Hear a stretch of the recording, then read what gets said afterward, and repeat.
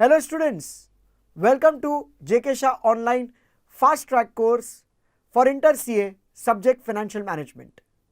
Hi, my name is Professor Bhavin Gandhi and I am a chartered accountant and company secretary by qualifications. And before we start with this video, let me just give you a brief introduction about myself.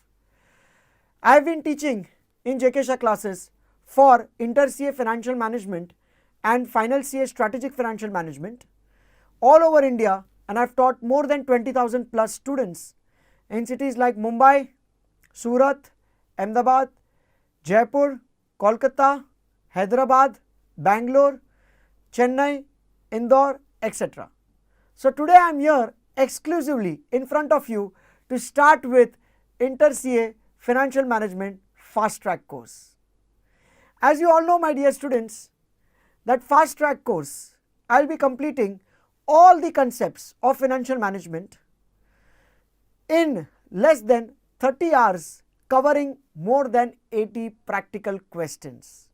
So yes, my dear students, more than 80 plus practical questions will be covered in less than 30 hours. Exclusively for you, this course is designed to cover all the concepts of financial management.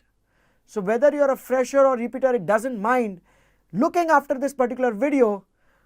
After completion of this particular course, I am very sure that all the concepts of financial management will be covered. So rest assured, this is a one-stop solution, my dear students, for completing the financial management in a very quick but conceptual way. Because what I have tried and do here is, I have divided this entire financial management course into 10 chapters, and I have created every chapter into 3 main sections, where the first section is theory part, second section will be your practical questions, and then the last section will be your conclusion. So my dear students, there will be theory, practical questions and conclusions, and one small request that whenever you start watching the videos, please watch it in a particular sequence, because the theory part will give you a brief idea about what are we going to learn in this particular chapter. It's going to give a brief idea about what is the objective of this particular chapter, what are the types of questions which can be asked, and all the concepts which we are going to cover. Then I have taken practical questions from various sources, majority from study module, also from your institute past examination questions, and covering all the concepts, so that just by referring to the practical questions and solving these many questions will be sufficient for you, in fact more than sufficient, to appear at examination and pass with flying colors. Also at the same time, after the end of all the practical questions, I have created a summary video which I call it as a conclusion video. In this, I will summarize which all concepts you all have learned in this particular chapter, what are the types of questions, how much time you should take to solve a particular question in the examination, what should be your approach, what are the steps, etc., etc. So all this exclusively for you, my dear students, and just by completing this much, your financial management should be done conceptually absolutely clear. So one more small instruction which I wanted to give you all is, while watching a particular video, there are 2 options for a student to solve the questions. Either you can solve the questions along with me also, because mind you, all the 80 questions I will be solving it here on your video. None of the questions I am going to skip it. So we will be doing that together, and when you will be solving that particular question, one option is that when I am solving it, you can solve this simultaneously in your notebooks, or else you can just watch the process in which I am solving it, practice it in rough work, and after the end of the video, I will present each and every solution once again. If you want, then you can copy that solution just how institute expects it.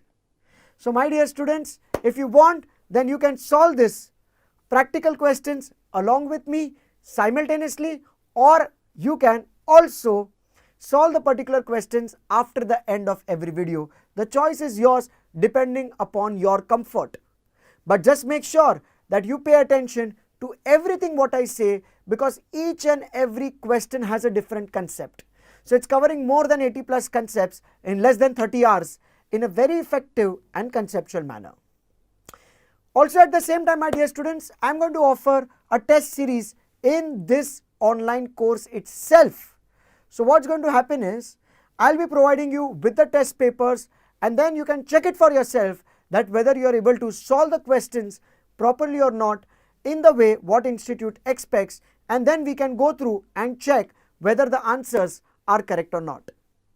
So my dear students, this is a one-stop solution for your entire financial management for 60 marks, and trust me, if you are able to solve each and every question of this course, you are more than ready for your examinations. So just to conclude, my dear students, you have made a right choice. Let us now proceed with the chapters of financial management. I have given you instructions about how to watch the video. Also, how to approach a particular question. You have to always follow the video sequence which is given to you. Just don't break it, because each and every video, one after another, will have some concepts attached. Sometimes I will also tell you to solve the question. If suppose a particular question will have two parts, one part I will solve it, one part I want you all to solve it. So we can make it interactive that way, where you will be solving the particular question on your own, and when you will be solving the particular question on your own, a particular part of the question, at the same time I will also be presenting the solution, and then you can just reconfirm that whatever is being done by you, that is correct or not. So if suppose a particular question has three parts, maybe I'll solve two parts, and one part I will tell you, I will give you time in the video itself to solve it on your own, and after a couple of minutes the solution will be presented to you, where I'll explain to you how the solution has come, and then you can reconfirm the answers. So just make use of your time very effectively and very efficiently. Correct? So that's all what I wanted to tell you. Wish you all the good luck. I'm very sure you are going to enjoy this particular course, and make sure that you solve every question along with me, or else after completion of a particular video, but practice is the key to success. The new chapter, accounting ratios, okay, very important chapter from the examination perspective. Almost in every attempt this chapter is asked for approximately 6 marks to 8 marks. So that's why I just want you all to now listen to me very carefully regarding the theory part, and then we will continue further. So just pay attention and listen to me very thoroughly. Okay, my dear students. Now first of all, let us understand that why do we have ratios. Ratios, my dear students, is a relationship between two or more variables to arrive at a meaningful result. Without ratios, you will not be able to analyze the performance of a particular company. Now let's say for example there are two companies, company A, company B. I tell you that both the companies are having, first company is having a profit of 100 crores, second company is having a profit of, let's say, 50 crores. So definitely you will tell me, sir, the first company is much better. Why? Because its net profits are higher.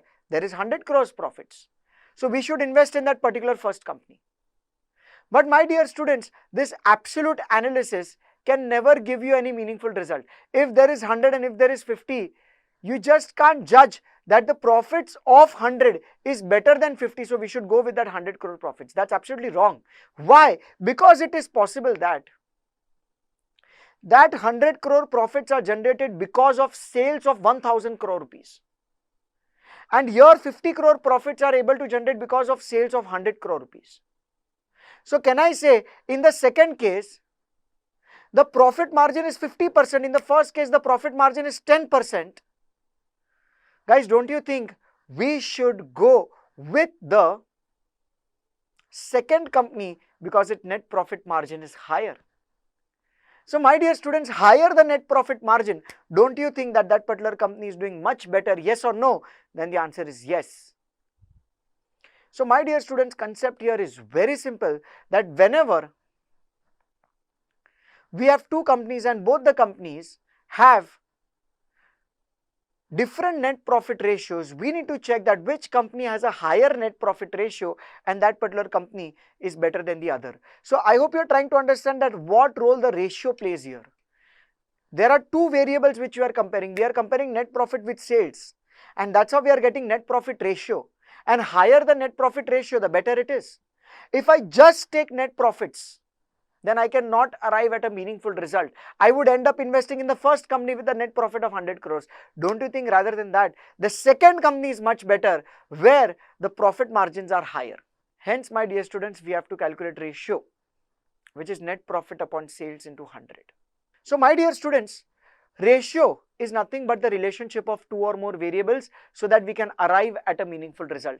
And who will calculate the ratios? Can I say company's internal management can calculate the ratios to check how the company is performing? Even shareholders who wants to invest in companies, they prima facie always check the ratios of the company. So that is why we call this as fundamental analysis.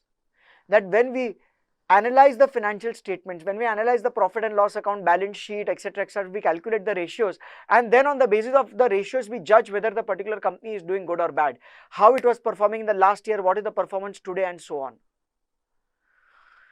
So my dear students, concept here is very clear that when we are talking about ratios, it gives us a key indicator about the performance of a particular company. And it explains us the relationship of two or more variables. Okay. So now my dear students, absolute figures, as I told you, will not give you any results. So that's why there is a need to calculate a ratio. Now there are three main types of ratios. The first one is balance sheet ratio, the second one is your P&L ratio, and the third one is your mixed ratio. Balance sheet ratio, as the name only suggests, numerator and denominator both will come from balance sheet. And these are also known as solvency ratios. Then the second one is your P&L ratio, where the numerator denominator will both come from P&L. And the third one is a mixed ratio, where the numerator will come from the P&L and the denominator will come from the balance sheet. So my dear students, there are three main sets of ratios: balance sheet, P&L and mixed ratios. And then there are some other important ratios also which we will discuss, which is not getting classified in any of these three ratios. Very interesting chapter, and a base if you want to analyze any particular company, if you want to invest in stock market, etc., then this accounting ratios chapter will play a very important role. Okay. So let's get started, my dear students, with balance sheet ratios first. Let us understand the theory of this particular topic, and in this video we will be first studying what is a balance sheet ratio, what is the meaning of a balance sheet ratio, what are the types of balance sheet ratios, how to understand the concept of these ratios, etc., etc. Okay. So let's start with reading of the theory part.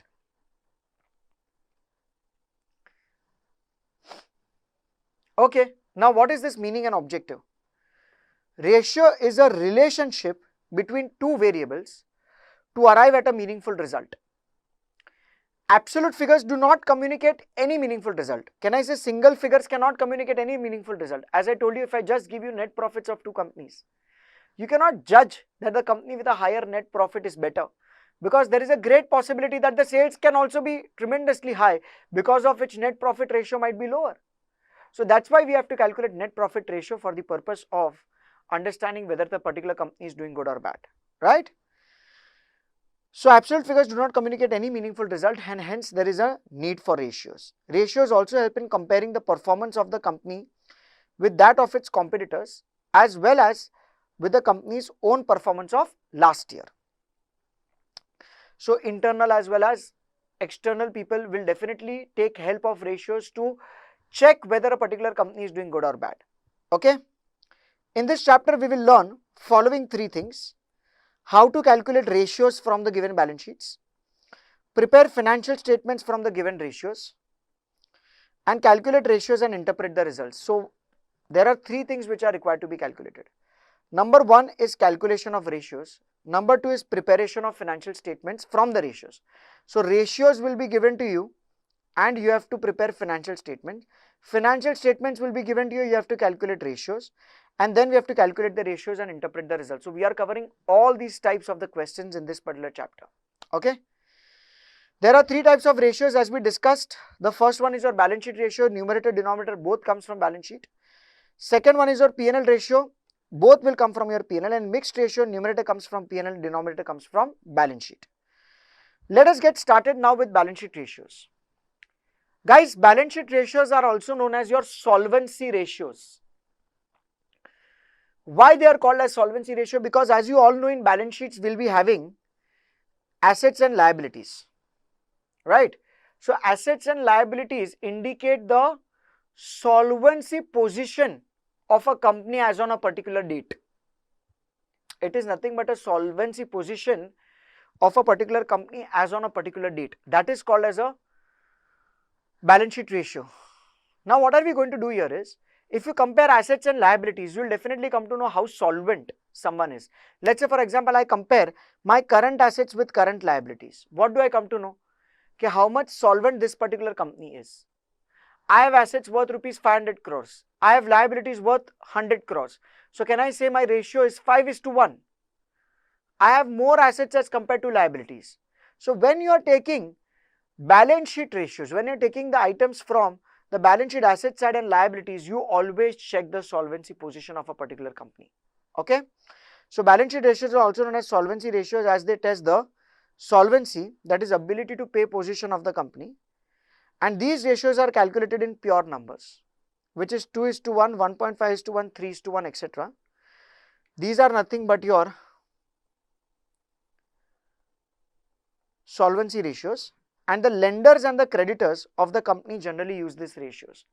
Lenders and creditors. Now, who are these lenders and creditors? Can I say these lenders and creditors are always worried about the solvency position of the company, because either they have given money or either they have sold goods. So that is why they are more worried about how much solvent the company is going to be. So suppose if I have given a loan to some particular company, then of course I will be the most worried person about its solvency position, because if it's going to be insolvent, then I'll not get my money back, right? So that is why lenders and creditors always use this particular ratios. But also at the same time, even we analysts, when we want to invest in a particular company, we check the solvency position of the particular company first. So that is why, you know, balance sheet ratios compares your assets, liabilities, etc. Hence, we have to understand balance sheet ratios also as solvency ratios, right? Now, what are the ratios? So there are in all some 7 ratios, my dear students. You have current ratio, you have quick ratio, super quick ratio, stock to working capital, debt equity, capital gearing, and proprietary ratio. So there are in all some 7 ratios in your balance sheet ratios, right? Okay, let us do it one by one. The first one is your current ratio. Now, as the name only suggests, current ratio, my dear students, we will take current assets upon current liabilities. So what are we going to do in current ratio? We'll be taking current assets upon current liabilities. Here, we will be taking assets and liabilities which are short term in nature. Because what are current? Because current items are those items which can be converted or redeemed into cash within a period of 1 year. So those are called as your current assets and current liabilities. Example, debtors, example, stock, example, prepaid expenses, cash, bank. All these are nothing but what? All these are nothing but your current items, current assets. And we need to compare these current assets with your current liabilities and check whether the particular company is short-term solvent or insolvent. So in this particular ratio, we indicate the ability of the company to pay its current liabilities with the help of current assets. So we will take all our stock, debtors, bill receivable, cash, bank, etc. everything which can be repaid into cash within a period of 1 year. So we will take all those items and we'll compare that with current liability, that is creditors, bills payable, etc. Okay, so we are comparing against the assets and liabilities. So we are checking its solvency position. The standard ratio given to you is 2:1. Okay, so that is for every 1 rupee of current liability, there are 2 rupees of current assets, okay, to pay its current liabilities as at the balance sheet date. Fine. So now if this ratio is 2:1, for 1 rupee of current liability, there are double current assets. So that's the standard ratio, right? And guys, this is much better. This is much better because you should always have more current assets to repay your current liability. Only then you will be treated as short-term solvent. So it is a test of short-term solvency position. So sometimes in the question they can also ask that calculate the short-term solvency position, then you have to remember it's the current ratio on the basis of which you can calculate the short-term solvency position. A very low ratio indicates unsatisfactory liquidity position and very high ratio shows inefficient utilization of funds. Now this is a very important statement. If this ratio is lower, example, if this ratio is 0.8:1, then can I say for 1 rupee of current liability you just have 0.8 of current assets? So this, my dear students, is not good. Why? Because can I say you have lower amount of current assets to repair current liabilities? Absolutely not fine. If this ratio is 6:1, then you are tremendously short-term solvent. But you have so much of current assets, you have money blocked in current assets, which is so much extra that you are not utilizing your funds properly. And guys, current assets minus current liabilities actually gives you working capital. So don't you think if suppose the working capital is too much in a particular company, there is efficiency or there is inefficiency? There is inefficiency. So it is very important for you to know that the current ratio should be in standard, at a standard ratio of 2:1.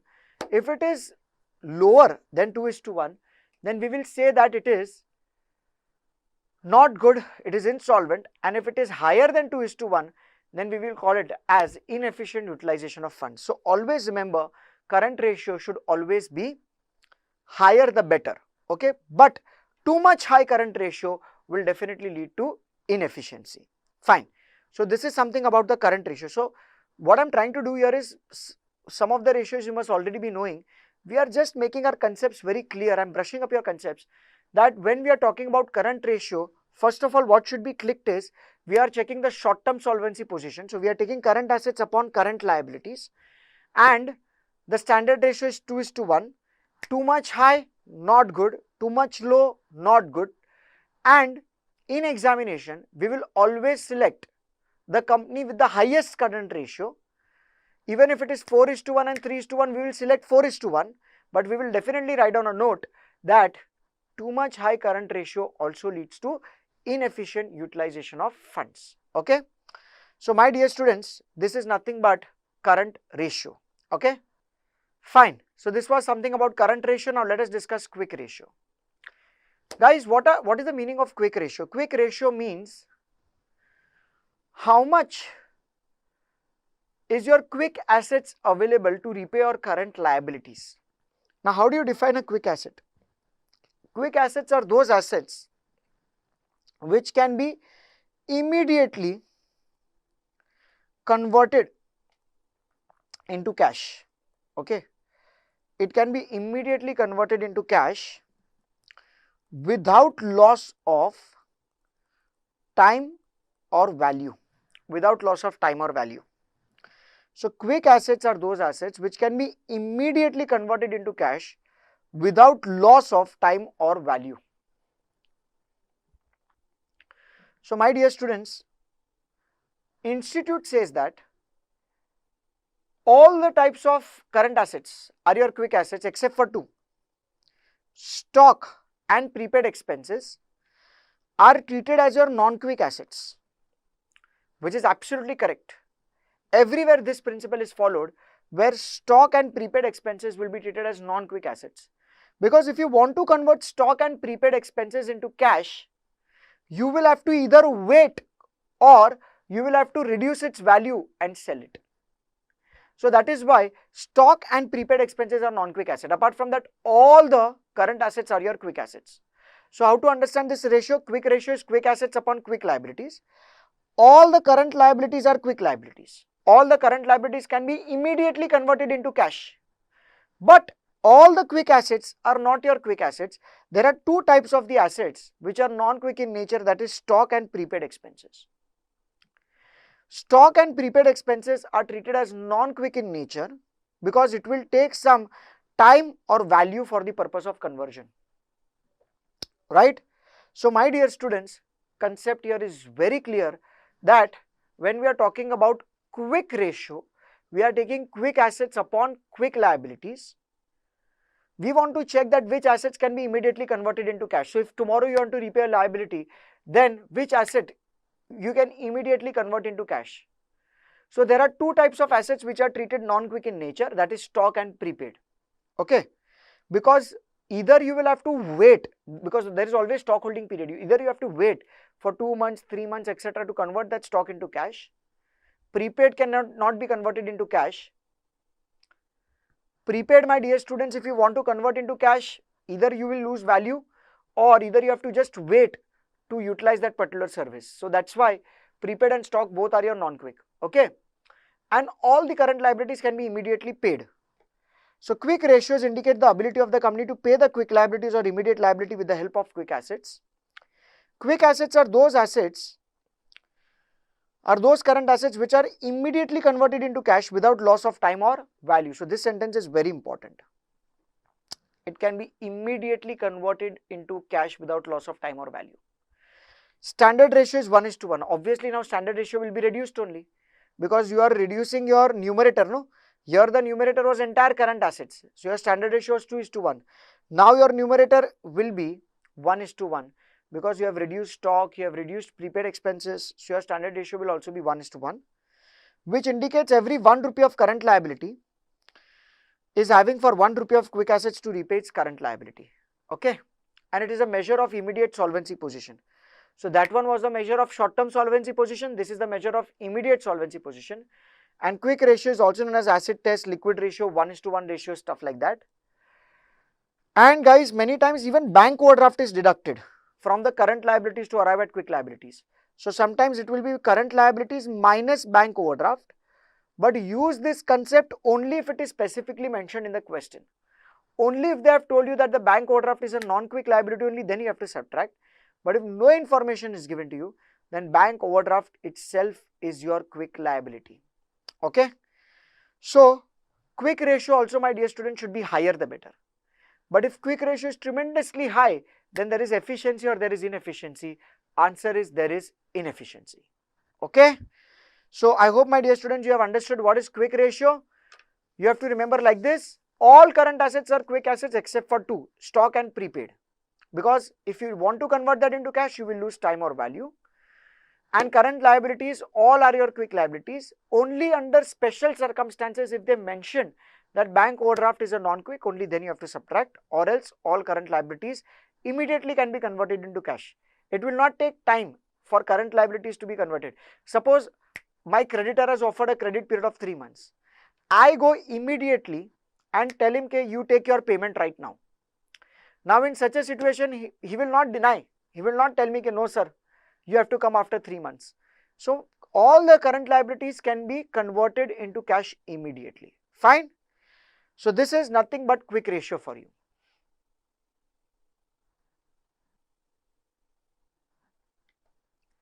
Okay, now let us start with super quick ratio.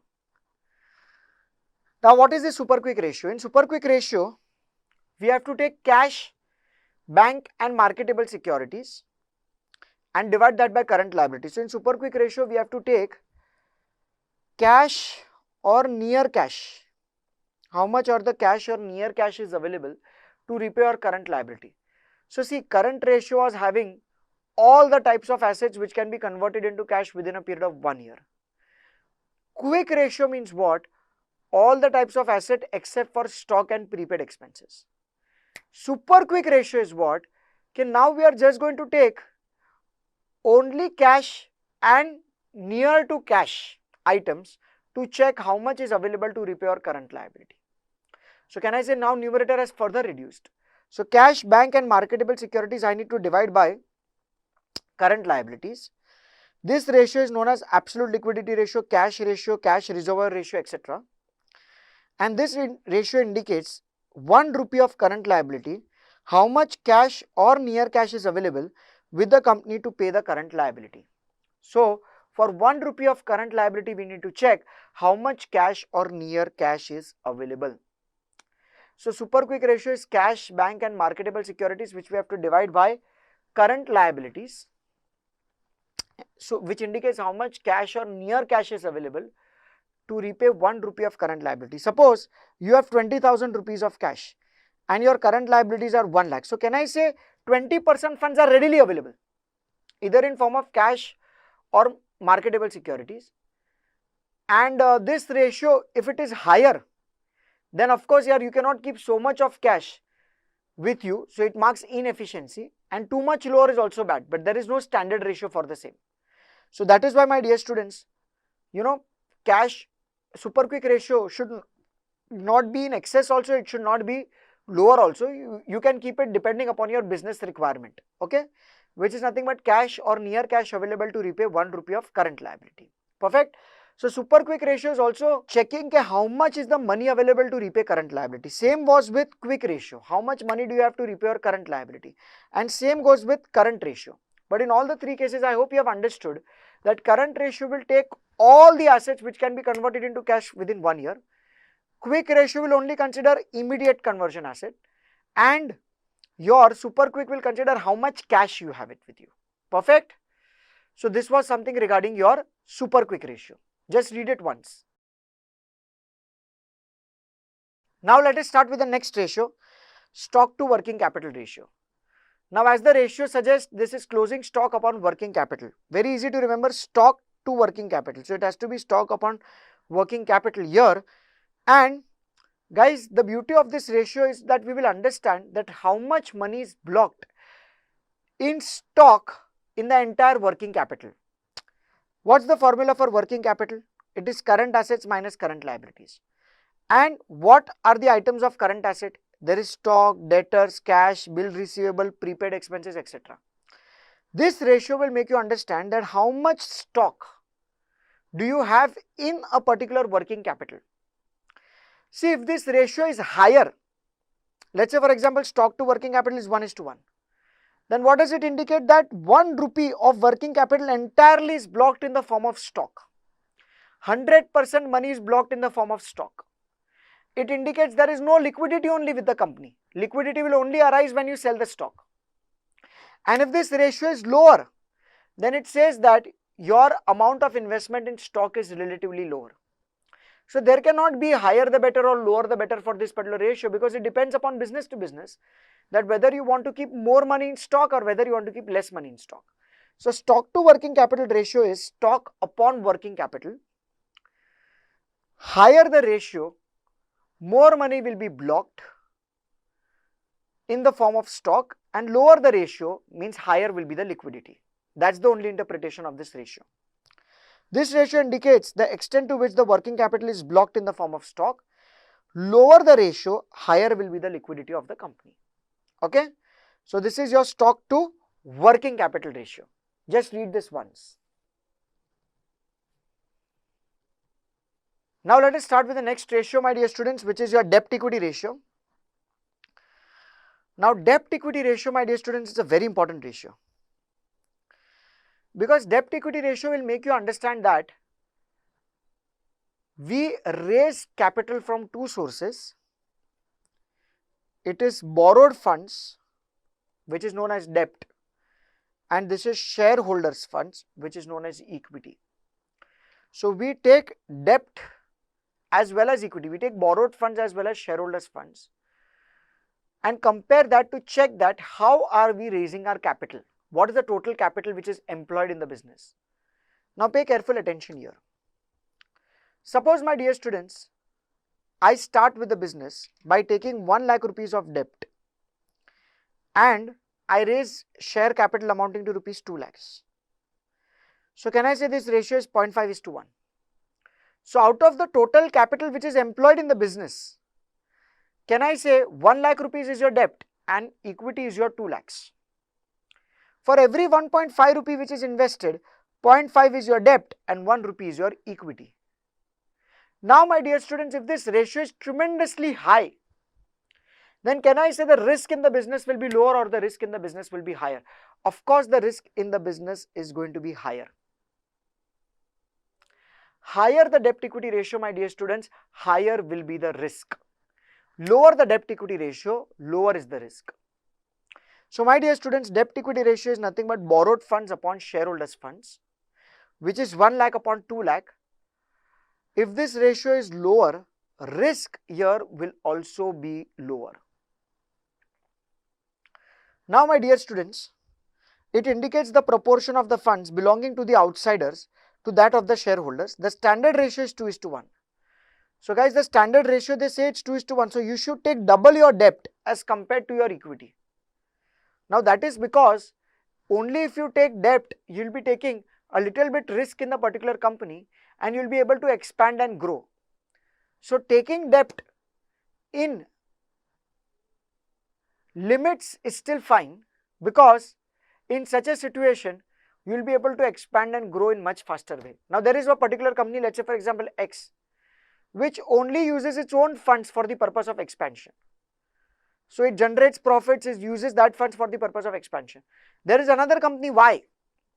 That company uses its own funds, but it has also taken some risk by taking some bank borrowings. If everyone does not take any risk in the business, how will banks do the business?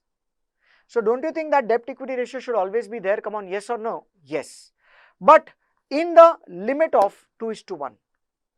Use your credibility in the market, take some loan. Because if suppose, if you are not taking that particular loan, your expansion will be at a much slower pace. Every company will have its credibility. Every company will take some amount of the loan by exploiting its credibility so that they can use this particular money and then expand on that basis and grow business. Okay. So the standard ratio is 2:1, which indicates that 1 rupee of shareholders' funds raised, the company has 2 rupees from the outsiders. Debt equity ratio is also known as a measurement of financial risk. As I told you, if it is higher than 2:1, then can I say the ratio will be lower or the ratio will be higher? The risk will be lower or risk will be higher? Risk will be higher. Higher the debt equity ratio, higher is the financial risk. And debt equity ratio is also known as financial leverage or banker's ratio. So these are different names. By the word debt, we mean short term or long term loans. Of course, it means long term loans. That's why it's also known as borrowed funds.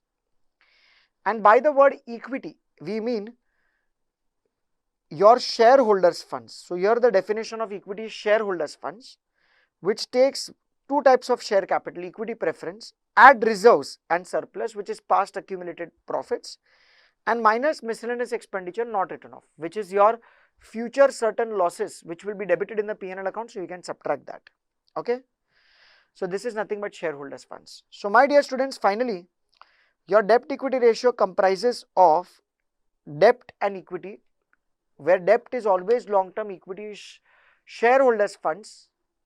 This ratio indicates how much proportion of the money is being invested by outsiders and how much is from the shareholders. And this ratio, if it is higher than 2:1, that there is tremendous risk, and lower the ratio indicates lower the risk. So from examination perspective, we will always select the company with a lower debt equity ratio. Okay, so lower the debt equity ratio, better it is. Fine. So this is something regarding your debt equity ratio. So if you want to just read this. Now my dear students, the next ratio which we have is called as capital gearing ratio. Now what does the meaning of the word gearing means? Gearing, my dear student, means risk.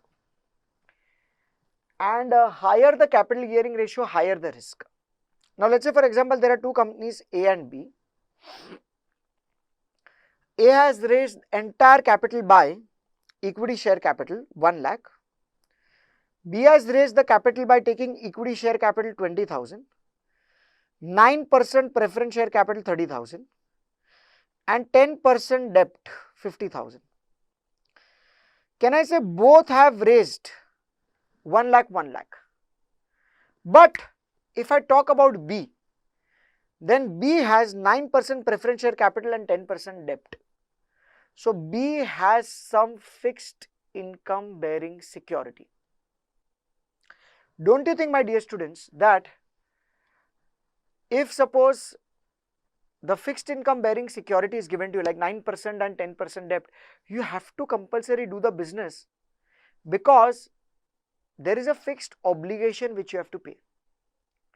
When I raise the money from preference shareholders, don't you think I have to give them some preference dividend? Is preference dividend voluntary or is preference dividend mandatory? Of course, preference dividend is mandatory. So that is why I have to compulsory earn for my preference shareholders. I have to compulsory earn for my preference shareholders. When I talk about debenture holders, I have to compulsory earn for my debenture holders. So my dear students, preference shareholders, you have to pay preference dividend. Debenture holders, you have to compulsory pay interest. So I hope you are trying to understand that higher the funds which we are taking from fixed obligation sources, higher is the risk in the business because we have to compulsory on to give them the money. If you are taking the money from equity shareholders, is the equity shareholders, equity share capital, is it risk bearing? Is it mandatory to distribute the dividend? No, it is not mandatory to distribute the dividend, it is voluntary. So my dear students, dividend distribution is voluntary. So even if suppose during the year there is too much of risk, you are not doing business, still they will not demand for money. But can I say bank will? Can I say preference shareholders will? So my dear students, preference share capital and your debt, both the things, my dear students, are your fixed income bearing securities. And if you raise the money more with this particular amount, then definitely risk in the business will be higher.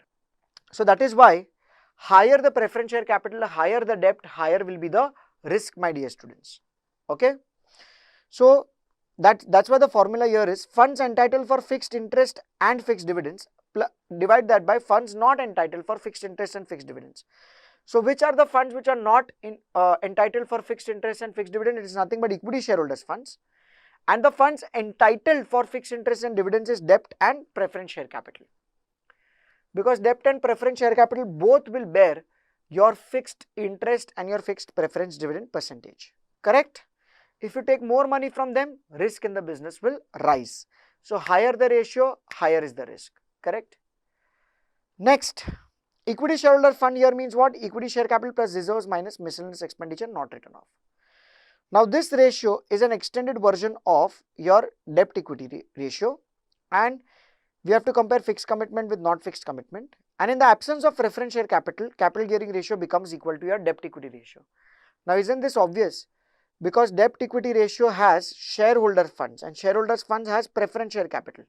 So if there is no preference share capital, then here there will be no preference share. It will only become debt upon equity shareholder funds, which is nothing but debt equity ratio.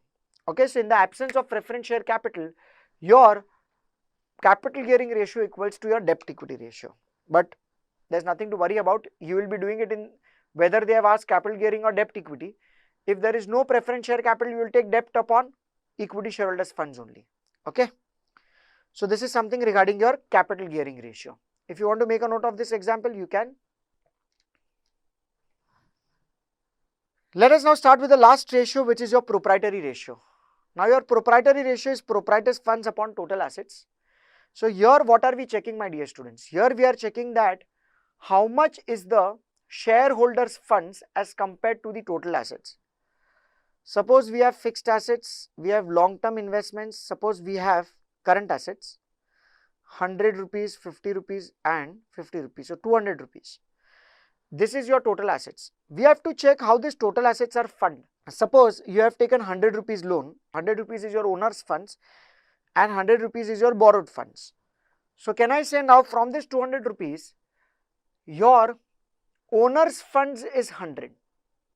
So can I say 50% of the money which is blocked is from the owner's funds and 50% of the money is nothing but your borrowed funds. It's nothing but your outsider's funds. So my dear students, proprietary ratio, if it is higher, then the stability in the business is also higher. Higher the proprietary ratio, higher is the stability. Lower the proprietary ratio, lower will be the stability, because lower the proprietary ratio will indicate what? It will indicate that now you have taken more money from outsiders, from borrowed funds. So that is why from this 200, if I take 200 proprietors funds and if I take 200 assets, so can I say this is 1:1. So your entire 1 rupee of asset is funded by your own funds. There is no outsiders. And if this is 0.2:1, so out of your 1 rupee of asset, your proprietary fund is 20%. So can I say your outsiders are 80%. So if this ratio is lower, it indicates more people from outsiders are contributing it. And if this ratio is higher, your own money is there in the assets. So there is more stability in the business. Okay. So this ratio indicates the total assets of the company financed by shareholders. Higher the ratio, higher will be the long-term stability. Total asset is fixed asset plus long-term investment plus current asset. Okay. With this, my dear students, all the 7 ratios get over. So now let us just summarize this. Current ratio. As we discussed, current ratio is current asset upon current liabilities. It is your standard ratio is 2:1. This ratio should be lower the better or higher the better from the examination perspective. It should be higher the better. Quick ratio. We take quick assets upon quick liabilities, where quick asset is current asset minus stock minus prepaid. Stock and prepaid are your non-quick assets. And then we divide quick assets with quick liabilities. If this ratio is higher, then it is better, but too much high will indicate inefficient utilization of funds. Higher the better. Same goes with super quick ratio. This should also be higher the better. Stock to working capital, I cannot say higher or lower the better. Higher the stock to working capital, lower will be the liquidity. Correct. So, and it depends upon business to business. Some business does not require any liquidity. So, in such situation, they can invest more money in stock and vice versa. Debt equity ratio is lower the better. Because from examination perspective, we should always select the companies which have lower amount of the risk. So, that's why we will follow conservatism. That's why lower the debt equity ratio, better it is. But as we have discussed, the standard ratio is 2:1, right? And guys, if this ratio is lower, then there is lack of credibility. And if this ratio is higher, then you are taking too much of risk. Okay. Same goes with capital gearing ratio, lower the better. But what's the difference? In capital gearing ratio, we just take fixed income bearing securities, that is preference share capital and debentures. These both are your fixed income bearing securities, and this will be divided by equity shareholder funds. So, if you are taking more money from this preference shareholders and debenture holders, then you are taking more risk in the business, because you have to compulsory own for them. They will always ask for some fixed commitment. Okay. Proprietary ratio, my dear students, this should be higher the better. Higher the proprietary ratio indicates that more money is getting invested in your assets from your own funds. So, higher the proprietary ratio, the better it is. Fine. Proprietors funds upon total assets. So, with this, now my dear students, your balance sheet ratio gets over. In the next video, I will be starting first with the mixed ratios. So, thank you so much for listening.